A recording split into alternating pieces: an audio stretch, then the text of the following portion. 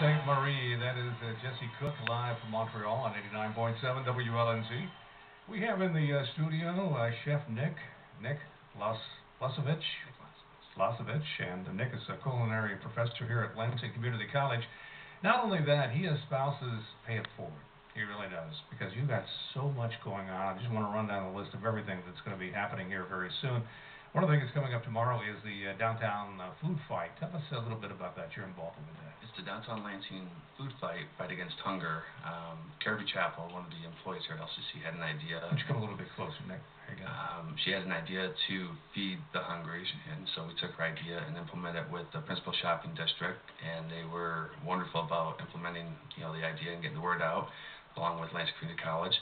And tomorrow from 9 to 4 in front of the Capitol building, we're going to have a food drive. It's a fun competition for all businesses, if they're interested, to win the Golden Cup traveling trophy. We need to mention that this is not literally a food fight. We're just it's sort of a little bit of a rivalry between the businesses downtown. And what should they bring if they want to participate? Non-perishable canned goods or dry pastas, box goods, stuff like that. That's non-perishable. All the food that's collected is going to stay within the community through the Mid-Michigan Food Bank.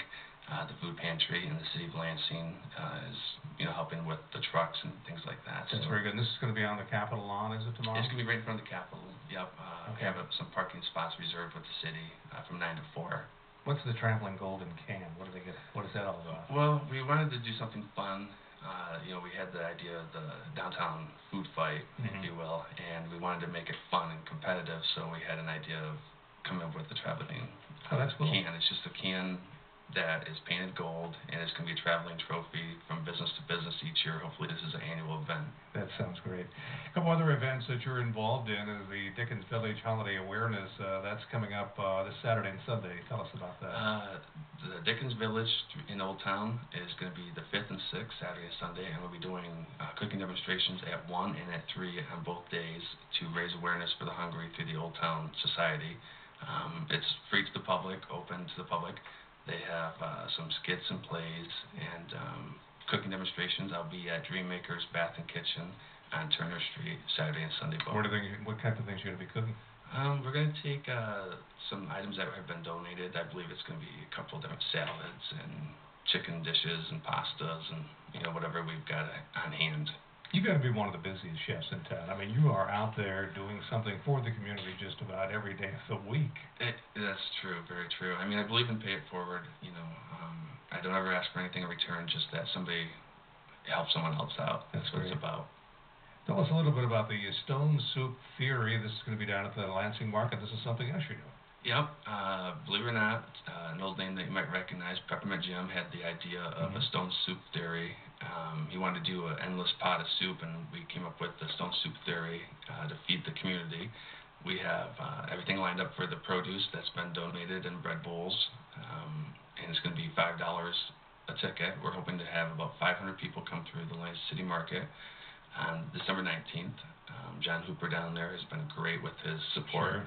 And we had talked to the Volunteers of America to help them out, and if we serve 500 customers, it'll actually turn around and feed 2,500 people in the community. That's wonderful. $5 a bowl, and is it really going to be the stone soup that Mom used to make?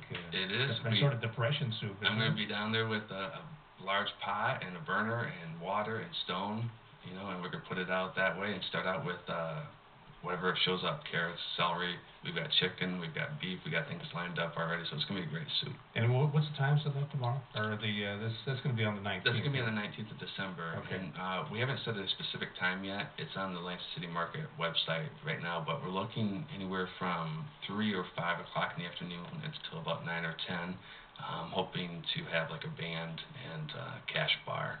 And if that wasn't enough, you have something coming up Wednesday, the silent auction. The silent auction. I got your schedule here, and it's unbelievable the things are going on. I know. It's every day it's something, but it's an important cause. To help someone else out, pay it forward. It's very important. You never know. One day you might be in that position yourself. That's right. That's absolutely right. Tell us about the silent auction. The silent auction is to the LCC Foundation. Sue Fisher and the ladies over at the foundation are wonderful. They're having a silent auction on December 3rd. from December 2nd, from 4:30 to 7:30 at West Campus to raise money for the Kids in Need for the Scholarship Foundation through the LCC Foundation. And I have offered to do a private in-house gourmet meal for the highest bidder. That wouldn't be a bad prize.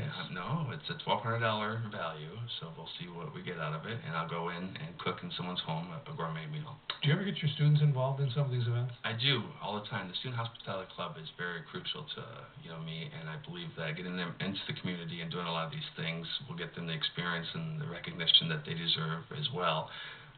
They'll actually be helping me on that silent auction event. Just last weekend we were out to Green Acres Retirement Home, and I took them out there and we did some flambés and some different desserts for the What a great experience for them. Not only can they cook and use for their skills, but they're doing it for a good cause. They're doing it for a great cause, and that's what they understand, and they're great about helping out. I mean, they're dedicated, and tomorrow at the food drive they'll be down there with me collecting food, loading up the truck. So how big is the culinary department here at LCC? It's a lot bigger than people believe. Mm-hmm. I mean, that's what we're trying to do, is get the word out that LCC has a lot to offer, and definitely the culinary program, the business department has, the traveling tourist hospitality culinary department, and we're just trying to get the word out that we're here, and it's a large program that LCC offers. Is it a degree program? It is. It's a 1-year certificate or a 2-year associate's degree. Okay, and then from there you go on to... Then from there we make sure that we have great programs. We have an internship program where one of our instructors will help students get an intern. One thing that we believe in is making sure that they succeed. We don't just cattle herd, if you will. That's very good. And if they want higher education after LCC's completion, then we'll help them get into different culinary schools or business schools. Lead them on the right path for their success. Chef, you're going to be a busy guy this week and throughout the month of December, but it's all for a good cause, and we appreciate you taking the time to tell everybody about it here on LCC Radio and Television. Thanks for having me again. Chef Nick, this is 89.7 WLNZ LCC TV, and we'll be right back.